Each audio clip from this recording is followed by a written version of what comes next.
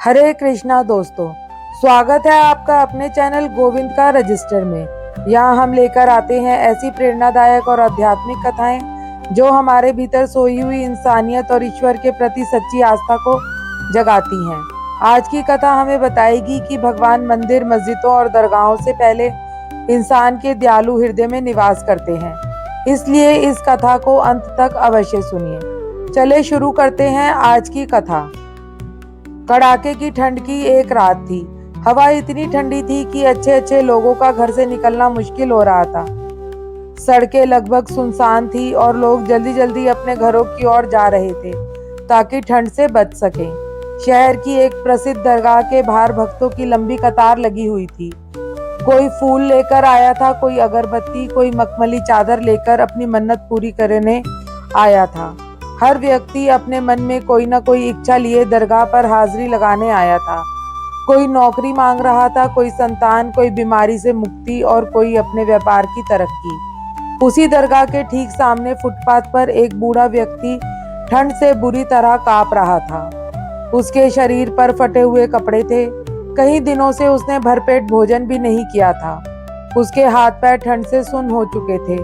वह बार बार दरगाह की ओर देखता और फिर उन लोगों को जो नई नई चादरें लेकर अंदर जा रहे थे। उसकी आंखों में बस एक ही उम्मीद थी कि शायद कोई एक चादर उसे भी ओढ़ा देगा। लेकिन हर कोई अपनी मनोकामना में इतना व्यस्त था कि किसी की नजर उस बेबस बूढ़े पर पड़ी ही नहीं। समय बीतता गया, रात और भी गहरी होती गई। बूढ़े का शरीर कांपते कांपते जवाब देने लगा। तभी वहां से एक गरीब मजदूर गुजरा। उसके कंधे पर दिन भर की मेहनत के औजार थे। चेहरे पर थकान थी, लेकिन दिल में दया भरी हुई थी। उसने बूढ़े को देखा और तुरंत उसके पास जाकर बैठ गया। उसने प्यार से पूछा, बाबा, आपकी तबीयत ठीक है? बूढ़े ने कांपती आवाज में कहा, बेटा, लगता है आज की रात मेरी आखिरी रात है।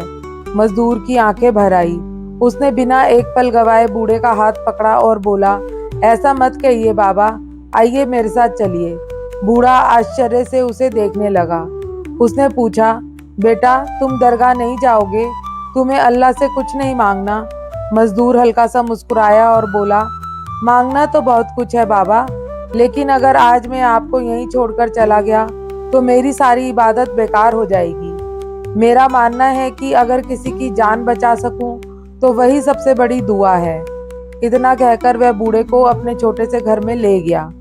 घर पहुंचते ही मजदूर की पत्नी ने बिना कोई सवाल किए चूल्हे पर गरम दाल और रोटियां बना दी। बूढ़े ने कई दिनों बाद भरपेट भोजन किया।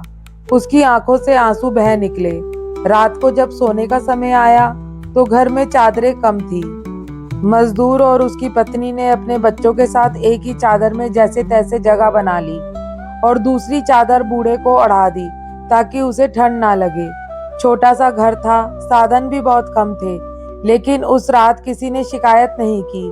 पूरे परिवार ने थोड़ा थोड़ा समझौता किया ताकि एक बेसहारा इंसान सुकून से सो सके। बूढ़े की आंखों से कृतज्ञता के आंसू बह निकले। उसे उस रात केवल एक चादर ही नहीं मिली थी, बल्कि इंसानियत की सबसे बड़ी गर्माहट भी मिल गई थी। सुबह जब सूरज निकला तो बूढ़े की तबीयत पहले से काफी बेहतर थी। उसने आसमान की ओर देखा, दोनों हाथ उठाए और भावुक होकर कहा, वाह रे मालिक, लोग तेरा पता आलीशान दरगाहों, मंदिरों और इमारतों को बताते हैं, लेकिन तू तो दया करने वाले इंसानों के दिल में रहता है। मजदूर मुस्कुराया और बोला, बाबा, मैंने कुछ नहीं किया। अगर आज मैं आपकी जगह होता तो शायद कोई मेरे लिए भी यही करता। बूढ़े ने उसकी ओर प्रेम से देखा और कहा, बेटा, आज तुमने केवल मेरी जान ही नहीं बचाई, बल्कि मुझे सच्ची इबादत का अर्थ समझा दिया। उस दिन के बाद पूरे इलाके में इस घटना की चर्चा होने लगी। लोगों ने समझ लिया कि केवल चादर चढ़ाने, दीप जलाने या बड़ी बड़ी पूजा करने से ईश्वर प्रसन्न नहीं होते। जब तक हमारे भीतर किसी भूखे, दुखी और असहाय इंसान के लिए करुणा नहीं जागती, तब तक हमारी पूजा अधूरी है। यही इस कथा का सबसे बड़ा संदेश है कि भगवान को खोजने के लिए दूर जाने की आवश्यकता नहीं है। जहाँ दया है वहीं ईश्वर है, जहाँ सेवा है वहीं भगवान है, और जहाँ किसी जरूरतमंद का हाथ थामने का साहस है वहीं सबसे बड़ी पूजा और सबसे बड़ी इबादत है। अगर आज की यह कथा आपके हृदय को छू गई हो तो इसे अपने परिवार और मित्रों के साथ अवश्य साझा करें।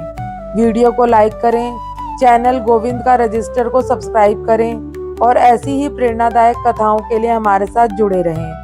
अंत तक हमारे साथ बने रहने के लिए आपका बहुत बहुत धन्यवाद। हरे कृष्णा, राधे राधे।